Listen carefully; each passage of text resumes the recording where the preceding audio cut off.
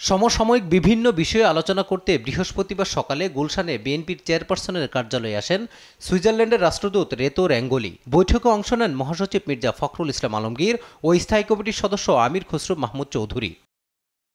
পরে সাংবাদিকদের সঙ্গে কথা বলেন আমির খসরু মাহমুদ চৌধুরী। জানান, বিগত সরকারের আমলে বিদেশে পাচার হওয়া $100 বিলিয়ন ফিরিয়ে আনা এবং অর্থনীতি পুনরুদ্ধারে বাংলাদেশের পাশে থাকার আশ্বাস দিয়েছে রাষ্ট্রদূত। একটা কঠিন অবস্থার মধ্যে দেশ পার করছে, তারা এত টাকা পাচার করেছে বাংলাদেশের রিজার্ভ একেবারে তলানিতে চলে আসছে এবং আমাদের দৈনন্দিন জীবনে প্রত্যেকটি নাগরিক কিন্তু এটার এফেক্ট ফিল করতেছে, এরকম একটা অবস্থায় চলে গেছে।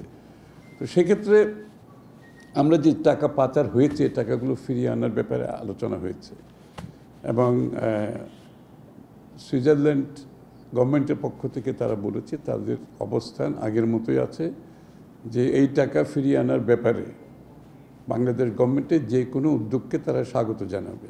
দেশের বর্তমান প্রেক্ষাপটে নির্বাচন কমিশন সহ সাংবিধানিক প্রতিষ্ঠান কার্যকর করা সহ বিএনপির ভবিষ্যৎ পরিকল্পনা নিয়েও আলোচনা হয় বৈঠকে।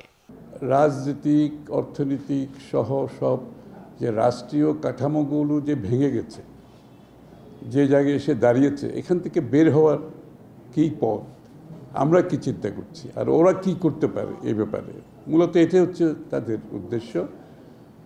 আর যে প্রতিষ্ঠানগুলো দেশ পরিচালনার জন্য ব্যবহার হয় সেটা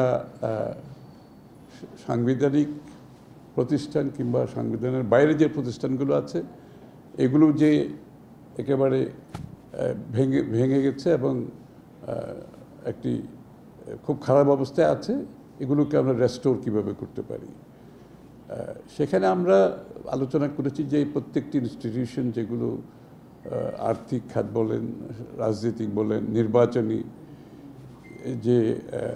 নির্বাচনী কর্মকাণ্ডের সাথে জড়িত সংশ্লিষ্ট যে প্রতিষ্ঠানগুলো আছে এগুলোর রিকভারি কীভাবে করা যায়, গণতন্ত্রকে সঠিক অর্ডারে ফিরিয়ে আনার জন্য যে কাজগুলো করা দরকার, যে প্রতিষ্ঠানগুলোকে দরকার, সেগুলোর উপর আলোচনা হয়েছে। সেখানে তারা সহযোগিতার আশ্বাস দিয়েছে।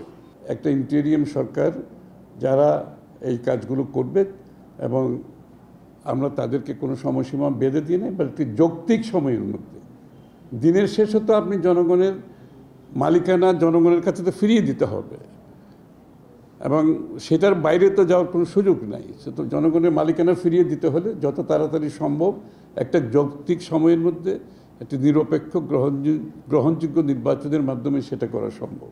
তো সেটা সকলে প্রত্যাশা করে। আমি নিশ্চিত যারা আজকে অন্তর্বর্তীকালীন সরকার আছে তারাও কিন্তু সেই কথা বিশ্বাস করে।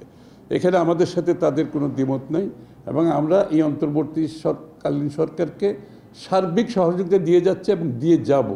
দেশের স্বার্থে বিদেশে পাচার হওয়া অর্থ ফিরিয়ে আনা সবার দায়িত্ব বলেও জানান বিএনপির এই নেতা।